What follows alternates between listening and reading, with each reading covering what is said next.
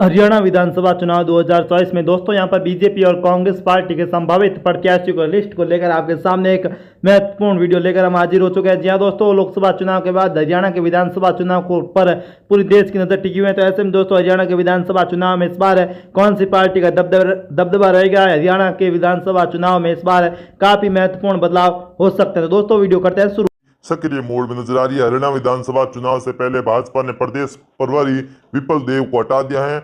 वहीं उनकी जगह डॉक्टर सतीश पूनिया को नया प्रभारी बनाया गया है। डॉक्टर सतीश पूनिया राजस्थान से संबंधित हैं। उनके साथ सांसद सुरेंद्र नागर को सह प्रभारी लगाया गया। हाल ही विपुल देव चुनाव सह प्रभारी बनाया गया। लोकसभा चुनाव में हरियाणा में भाजपा को बड़ा झटका लगा था। यहाँ की 10 सीटों में से 5 सीटों पर भाजपा जीत पाई थी। 2019 में भाजपा ने सभी 10 सीटों पर जीती थी। इसके अलावा भाजपा विधानसभा चुनाव की बात करें पिछले विधानसभा चुनाव की, तो यहाँ पर दोस्तों भाजपा ने 90 विधानसभा सीटों में से करीब 46 सीटों पर जीत हासिल के बिछड़ गई थी। जी हाँ दोस्तों, हरियाणा में बीजेपी लगातार 2 बार से सत्ता में विधानसभा में इस बार जीत की हड्डी बिठाने के लिए सर्जरी के तहत इससे पहले भाजपा ने यहाँ के मुख्यमंत्री मनोहर लाल खट्टर को हटा चुकी थी। उनकी जगह ओबीसी वर्ग से आने वाले नायब सैनी को सीएम बनाया जा चुका है। वहीं केंद्र में मोदी 3.0 सरकार में हरियाणा के मनोहर लाल खट्टर रहे, जबकि राव इंद्रजीत और दोस्तों किशन पाल गुर्जर यानी 3 मंत्री भी बनाए गए हैं। तो हरियाणा में कहीं ना कहीं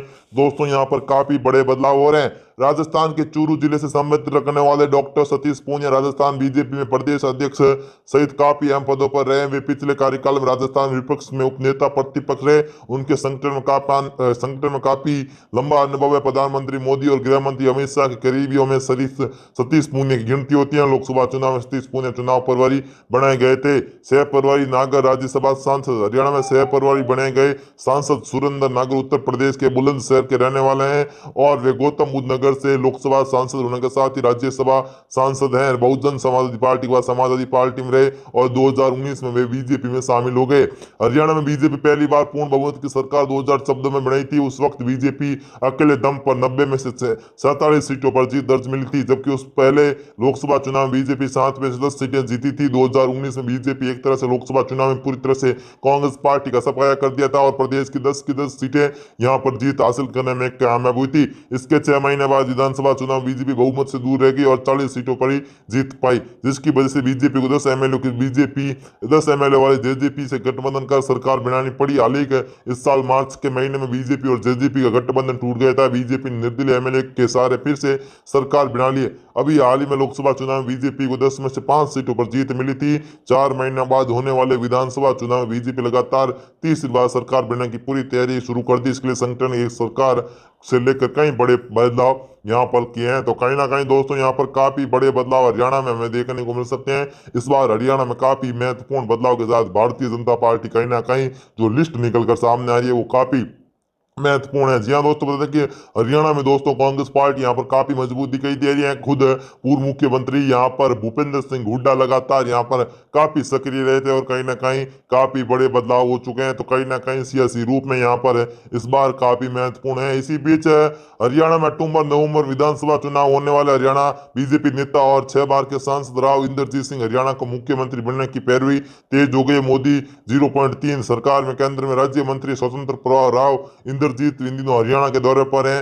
राव अलिवाल की राजनीति को आगे बढ़ाकर सत्ता के पहुंचने का रास्ता ढूंढ रहे। खुद को राव इंद्रजीत भी लोकसभा चुनाव जीतने के बाद इस साल में सीएम बनने की इच्छा जता चुके हैं। वहीं उन्हें केंद्र में कैबिनेट मंत्री नहीं बनाए जाने को लेकर विरोधी सुर उठा चुके हैं। भिवानी महेंद्रगढ़ से सांसद है चौधरी धर्मवीर तो खुलकर कह चुके हैं कि उनको इनका मल्हार है। राव सीएम बनने की मांग अब हिसार में भी यादव सभा उठाई गई है। यादव सभा में सदस्यों ने कहा कि राव हरियाणा में भाजपा सरकार बनने में राव इंद्रजीत का सहयोग रहा है। 2014 से लेकर अब तक राव इंद्रजीत के चेहरे कारण ही दक्षिण सहित तमाम हरियाणा में भाजपा एक तरफ वोट मिले हैं। ऐसे में जनता अब चाहती है कि राव इंद्रजीत को हरियाणा की कमान सौंप दी जाए। सदस्य ने यह भी कहा कि केंद्र में 3 बार बीजेपी सत्ता में, ऐसे में कम से कम 2 बार नहीं तो मगर 30 तो भाजपा के चाणक्य ने हरियाणा में ये मन बना लिया कि सरकार बेशक ही शहर भी बनी है तो एक वक्त अपने दल को अजय बताने वाले चाणक्य रणनीति हरियाणा में लड़खड़ाती हुई लग रही है। पंचकुला में पूरे प्रदेश के कार्यकर्ता को हरियाणा में यहाँ पर होने वाले विधानसभा चुनाव में जीत का मंत्र देने पहुंचे भाजपा के चाणक्य अमित शाह ने कहा कि हमें हमने रूठना नहीं है, हमें केवल कमल है जिताने के लिए काम करना है। अब की बार 75 पार का जिक्र करने से अमित शाह भी साफ बत्ती दिखे उस पर, अब शायद ही अमित शाह भी विश्वास नहीं कर रहे हैं।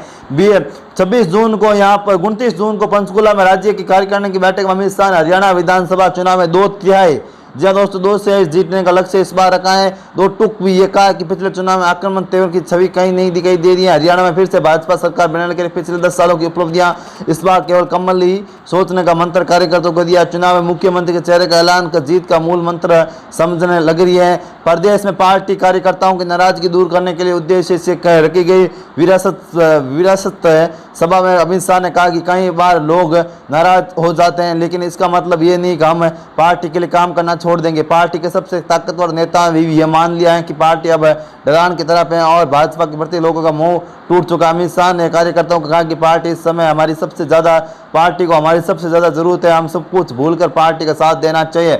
वही अमित शाह ने संबोधित हरियाणा के विधानसभा चुनाव में भाजपा को मिलने वाली चुनौतियों के संकेत सभा में मिल गए हैं। हरियाणा भाजपा के लिए चुनौतियों का उद्देश्य करने अजय यहाँ पर अन्य आए अमित शाह ने चुनाव में भाजपा की चुनौतियों को पूरा तरह से भांप गया है। चुनाव के वक्त नाराजगी होने वाले हम कोई माफ नहीं करेंगे कहना अपने आप में भाजपा स्थिति बयां करती है। हरियाणा की जीत का संदेश भाजपा पूरे देश में एक नई ऊर्जा और बल देगा, यह भी कहना अमित शाह की चिंता स्पष्ट करता है। कार्यकर्ताओं को जिम्मेदार देते हुए अमित शाह ने कहा कि भाजपा का विजय रथ हरियाणा से किसी भी कीमत पर रुकना नहीं देंगे। नायब सैनी मुख्यमंत्री का चेहरा बनाकर अमित शाह ने भाजपा के लिए प्रदेश की राजनीति समीकरण साधने का बजाय और उज्जवल दिया है। लोकसभा चुनाव में मिली हार के बाद भीतर घात के उठे सवाल अभी भी हरियाणा भाजपा सुलझा नहीं पाई है। अमित शाह भी नए लहरों को राजनीतिक गलियारों में बढ़ा दे रहे हैं।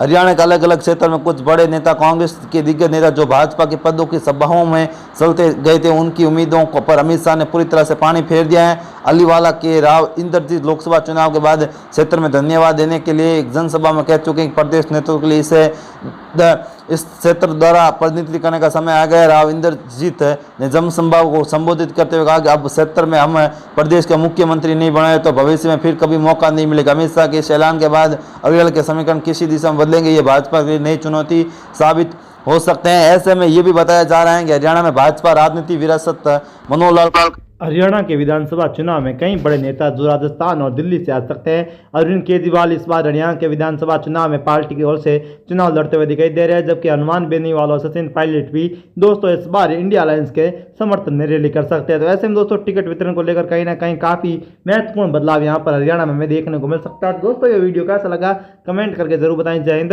वंदे मातरम।